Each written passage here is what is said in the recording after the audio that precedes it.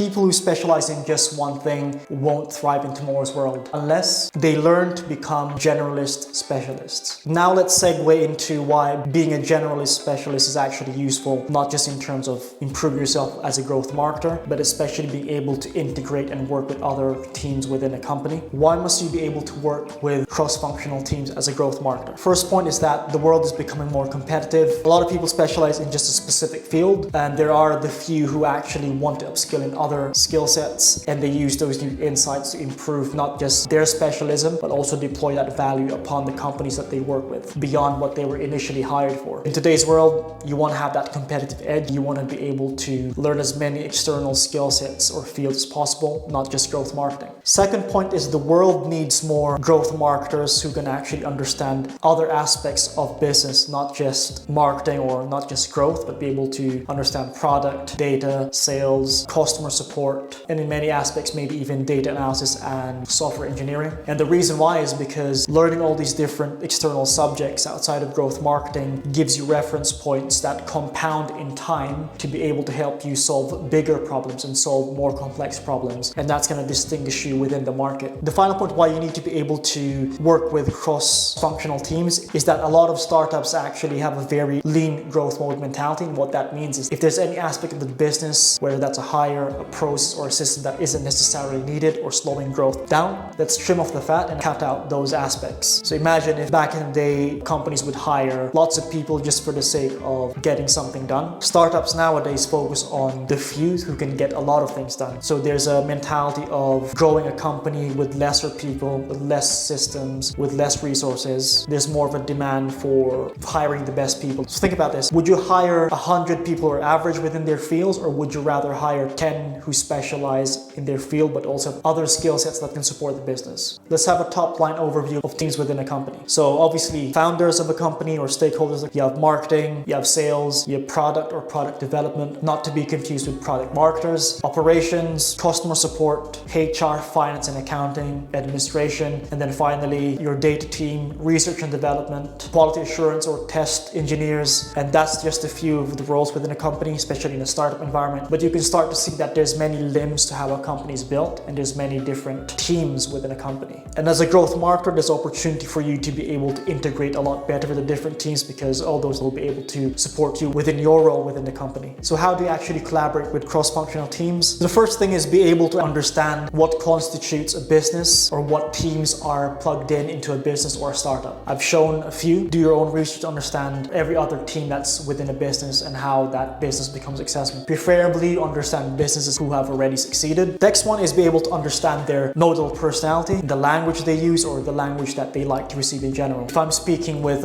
someone in sales, I'm not going to talk about specific aspects of growth marketing that is relevant for sales. I might talk more about how to find better leads, what kind of conversations they have with the leads that they currently try and sell to, if it's a B2B type company, for example. Basically, long story short, be able to speak their language. If you're a growth marketer speaking to a growth marketer, nerd out and use growth marketing language. But if you're speaking with other teams, be able to speak their lingo, their language, something that they'll understand. That's going to help you create a better connection with those teams. Now you understand their language. Next point is be able to understand how you can both benefit from each other. So again, if you're speaking to someone in sales or maybe even in product, be able to liaise the information that you get within your growth marketing efforts to those teams and be able to ask them questions that potentially benefit you as a growth marketer. An example of that is if you're speaking with front-end developer, ask them, what's the next product release? Is there any visual improvements? Is there a new sub-product that we're going to release that might happen within a couple of months' time? And as a growth marketer, if you know that information, you're better able to prepare for campaigns that relate to that specific release 3 months down the line, for example, rather than you catching up when the new product is actually released. So you can start to see the benefits of communicating with different teams and not just benefit from them, but to provide information to those teams and they can benefit from you as well. And as a company, in a way, to liaise which aspects of the role that can benefit each other. The next point is be able to upskill in other areas. As a growth marketer, part of your role is being able to liaise with different teams, but for you, learning other skill sets, especially in fields unrelated to growth marketing, compound in time, which can help you become a better growth marketer, therefore means you're able to provide a better value or a better service for the people you work with. For you in general, it makes you a better person when you have all these different reference points that can connect at one point. Next point is build a relationship with those people. Understand what their pain points are and be able to provide solutions within your role within growth marketing that might actually help solve those problems or help alleviate those problems. Because at one point, I'm pretty sure that those teams will be able to provide you support within